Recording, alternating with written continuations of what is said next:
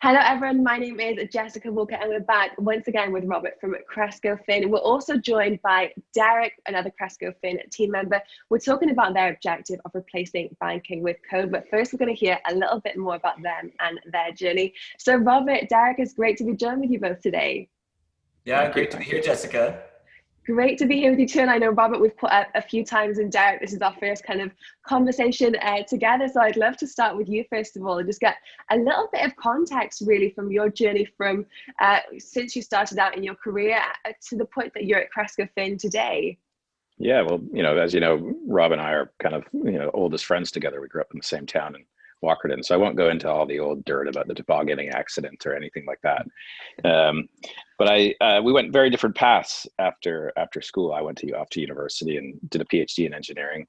And I started working in Kazakhstan in the oil and gas industry, which led me to the realization, my first love affair with banks, about how I was being dealt with in terms of currencies. And I'd go visit Rob in London and being paid in US dollars, and I'd take out some money and get a line item on my bank statement telling me how much the bank had charged me for the pleasure of just delivering some pound sterling notes out of a bank machine from a US dollar account.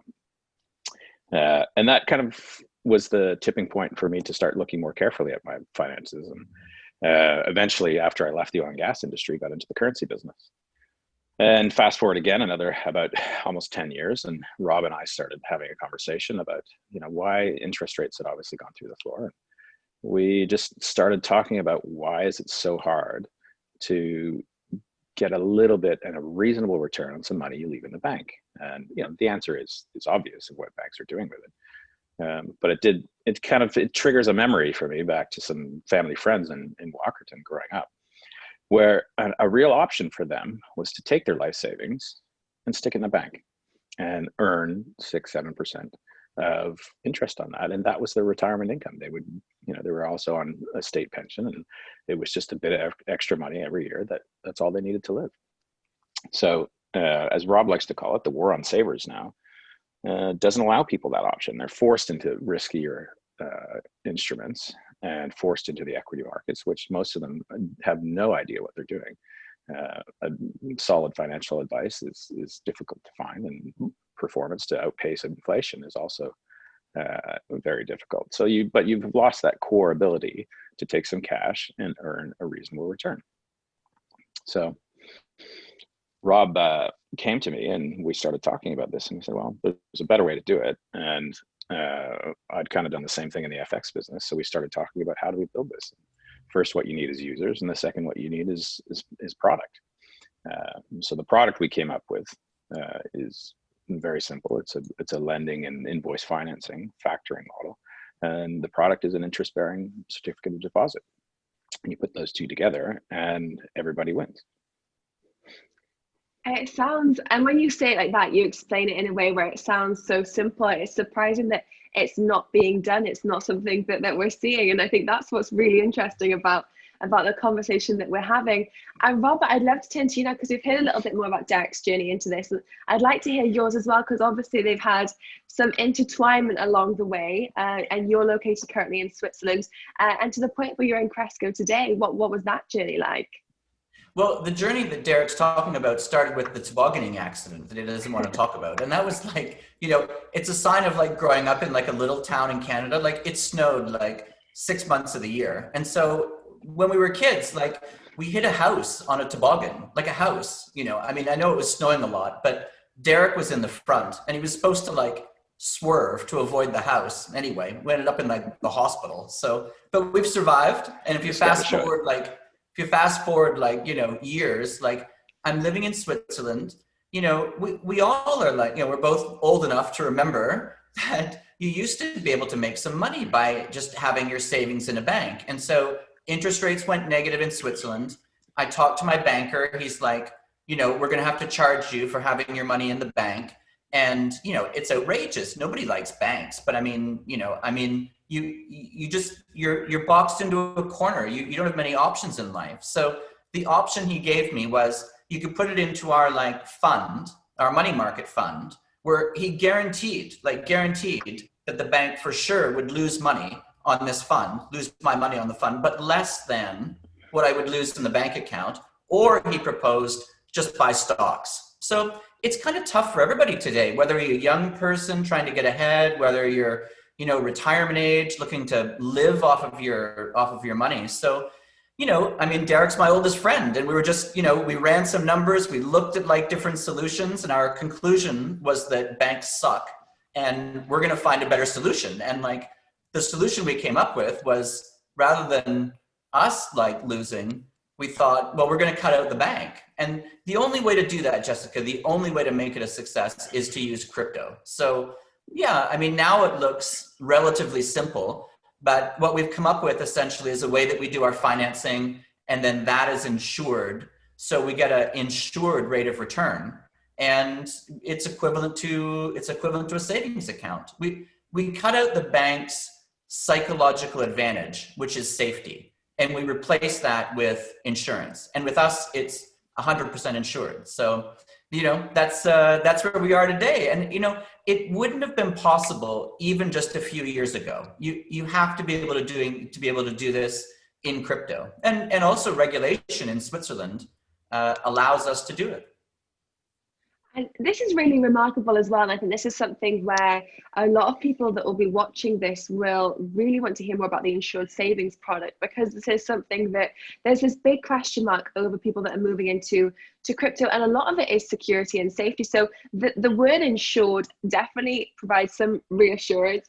How can you get the insured savings product? How does it actually work? Well, when we go at the other side and deploy the capital that we are in a space called invoice factoring, where we buy an invoice from the small guy who has sent a bill to the big guy. And if you think here in the UK, the big guy might be O2 or BT or Vodafone. There's a small guy that is out there working his buns off, trying to get some business from them. And he submits a bill. He doesn't have very much money. His margins are thin. He submits a bill to, say, Vodafone, and they say, thanks very much. We'll look at that shortly and pay you in 30 days. Well, he's got a family to feed. And so it's quite a well-known model that he's going to go off and sell that invoice to someone. There's a huge risk because of the amount of fraud in any sector when you get into that space. And putting this on the blockchain is the proof that that product has been delivered and that the invoice is legitimate. And right there, you cut out most of the risk. So by doing that, and we do it at a better rate, that is what allows us to deploy the capital. And we do that cheaper for the guy. So he goes off, he's happy, and he makes a little bit more money. And the really nice thing about it, Jessica, is that it really corresponds to crypto, because every business relationship starts with a contract. What we do is we convert that into a smart contract.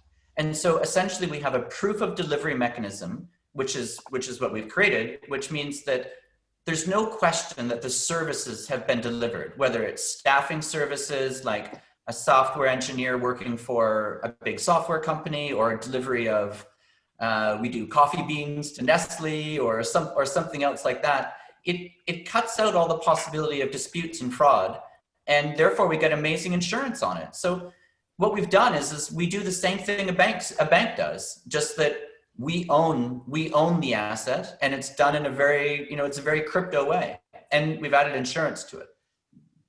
So there's the insurance element, and you also mentioned there the contract element. So is that where because there's the phrase kind of replacing banking with code, which I just think is awesome. And I think it's something where when people understand the blockchain and the blockchain elements, they really kind of fall in love with the fact that this is an additional element of security for the user as well. So replacing the banking with the code, that also comes into line with the contracts, as you were mentioning.